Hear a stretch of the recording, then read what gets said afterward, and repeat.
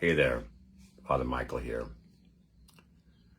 In just a few days, on September 1st, I will mark 2 full years of doing these little raw grace videos in the morning. And if I ever had any doubt about my being an extrovert, or even being a guy with a lot of words to use, things to get off my mind, those doubts have long since evaporated, for sure. To be honest, I never go back and listen to these little meanderings once I upload them. Although I do sometimes play it through immediately after I finish it, just to make sure there really is like a point to any of it, or maybe a message of some kind in that particular day's missive. But so sometimes I just shake my head because I can think of half a dozen other things I could have, should have, would have said if I had had that second cup of coffee first. But other times I'm just okay with it. It is what it is. One of the common threads as I look back, in memory, the common threads, a central theme in many of these videos has to do with grief. And in particular, grieving the loss of 2 of my 3 sons. And like everything else that I have said here and elsewhere, and everything that I have published, everything that I have said from the pulpit, my only real commitment has been to just keep it real. To just keep that vibe real, because man, at my age, I have been victimized by more clerical bullshit than anybody should ever have to put up with. I've had the worst priestly advice, slathered on my soul, that was harmful. And it all goes back to integrity. So often priests and pastors will say what they think they have to say or what their denomination requires them to say, regardless of how hurtful or inappropriate that might be. So for me, to avoid saying the typical priest and pastor BS, that's only meant to impress you, or worse, to give you some phony comfort, or to misrepresent what I really think and feel, I'm just not interested in doing that. Never have been. One of the blessings, I have to say, of no longer being within the Orthodox tradition, nor in the Roman Catholic tradition, within that corporate framework endemic to both, is that I get to say whatever I want and need to say, regardless of doctrine, regardless of church discipline, or any, man-made tomfoolery that does nothing except serve the larger institutional church's power grab at the expense of individual believers' peace of mind and their own sense of integrity.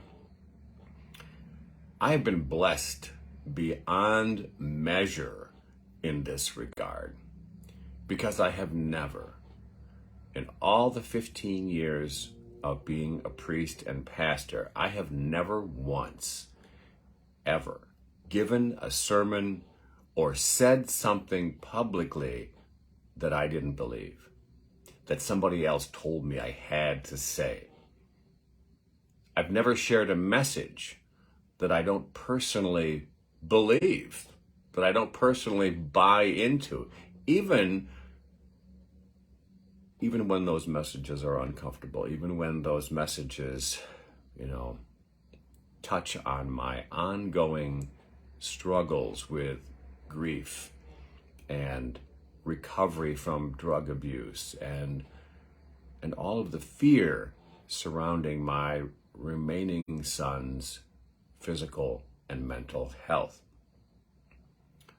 This is part of the reason why you rarely see me in my priestly collar, because I want to make it abundantly clear that the guy who's in these videos, the guy that you're seeing and listening to in the morning or whenever you tune in, is just like the Wizard of Oz, right? You're not seeing the big production, the high glossy illusion. What you're seeing is the man behind the curtain.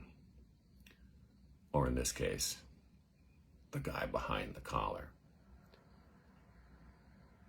It's the only way that I can move forward as a man, as a dad, and as a priest and pastor. It just has to be that way for me. That all being said, the last few years dealing with my remaining son's ongoing health issues has been a perennial and I would say nearly daily source of worry and concern and sometimes anguish and fear. We have dealt, he and I, with a lot of stuff in the last few years. We've dealt with kidney failure, multiple hospitalizations, 3 extended stays in the ICU during the COVID lockdown, where I had to travel 2.5 hours to get to the hospital. Non-COVID pneumonia 3 times, seizures, and the development of that epilepsy to the point where, he's had more serious seizures than anybody should ever have to endure, along with the long-term damage from those seizures. Physical things, right? He can't eat a normal meal anymore. Everything has to be pureed, and he has to eat it. Everything is like in a pudding state. Mentally, he's not where he was even 3 years ago. Even to play cards takes reminders of what we're playing, what's in his hand, what he should play next, right? I've sat at his bedside while he's been unconscious and intubated and, listening to the sounds of technology, listening to that ventilator that was keeping him alive, holding his hand, playing the music that we both like on my phone, just to let him know, at least unconsciously, that I was there, that I've always been there. So, of course, the biggest fears around all of this is that I will either lose him or that he will lose me. And there's no doubt one of those things is going to happen at some point. I just don't know which. And I don't know which is worse, to be honest. But now, today, after years of sleepless nights and worry and prayers and countless road trips up to see him and tend to him, I have finally,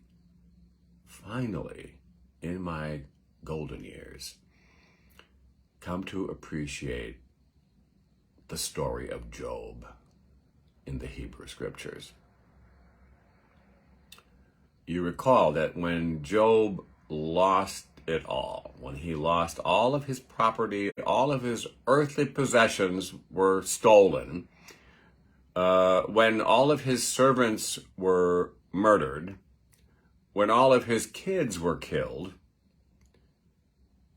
Job did not lose hope, even in the midst of his misery and fear. Instead, the text says something that is quite shocking and incomprehensible, I think, to most of us, as it was to me.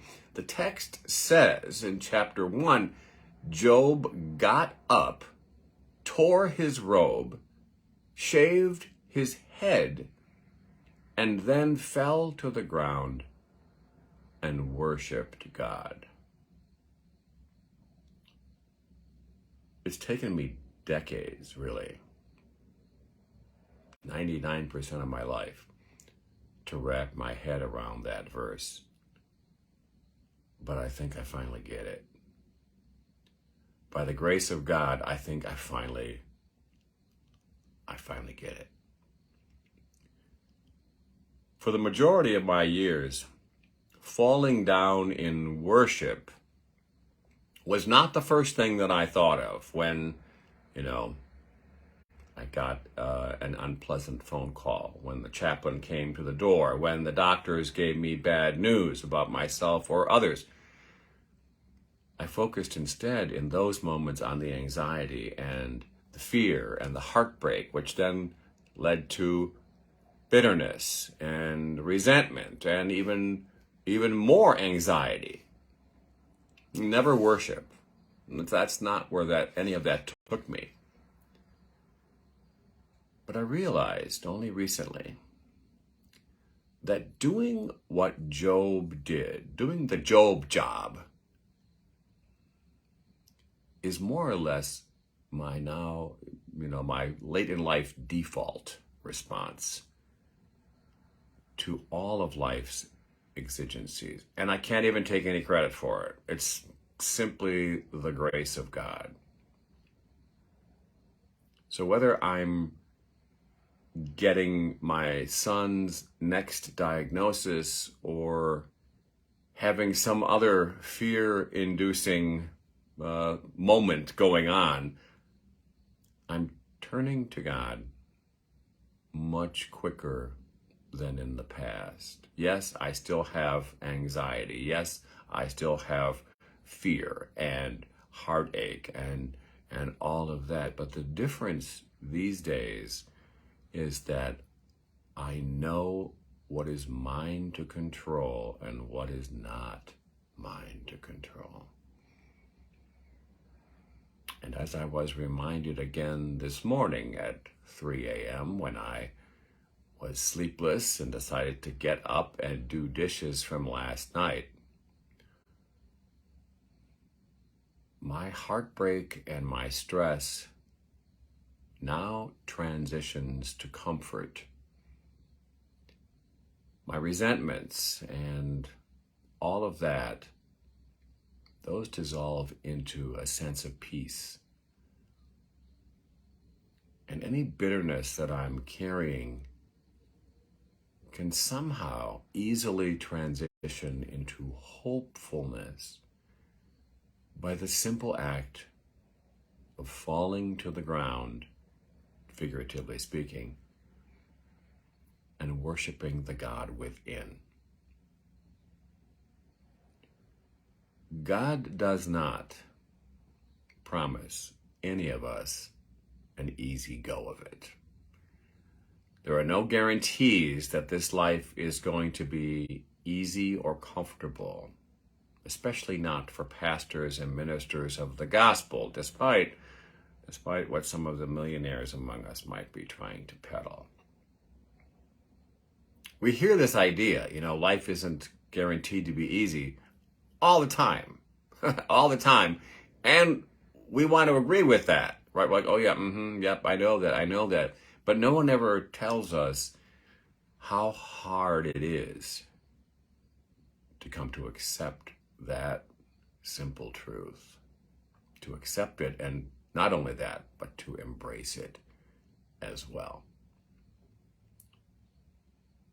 There is not an easy way forward in this life, many times, but I do know this much,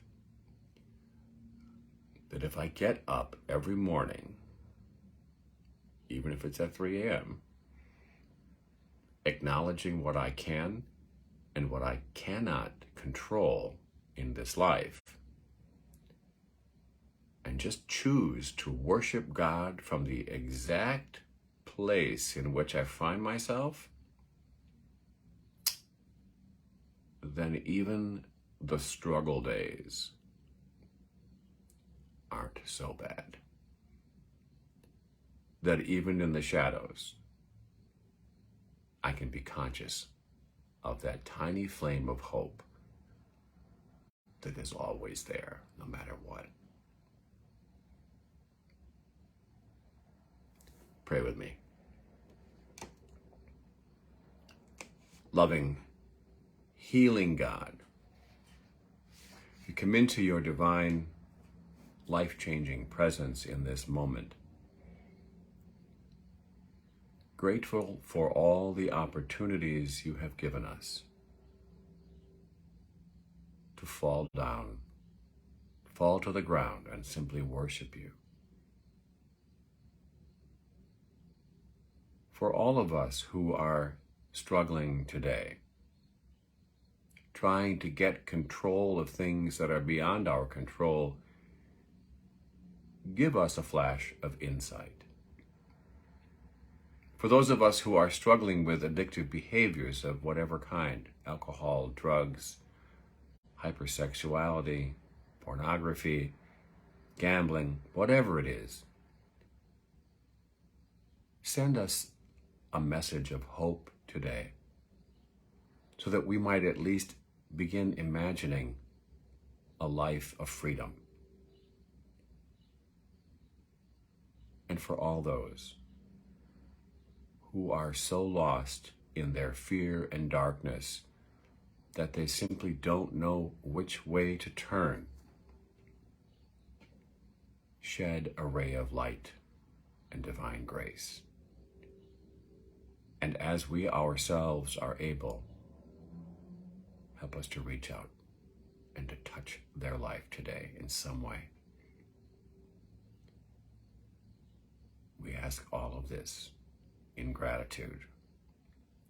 In the name of your Son, the only begotten, Jesus the Christ, the one who lives and works with you and the Spirit, our God forever and ever.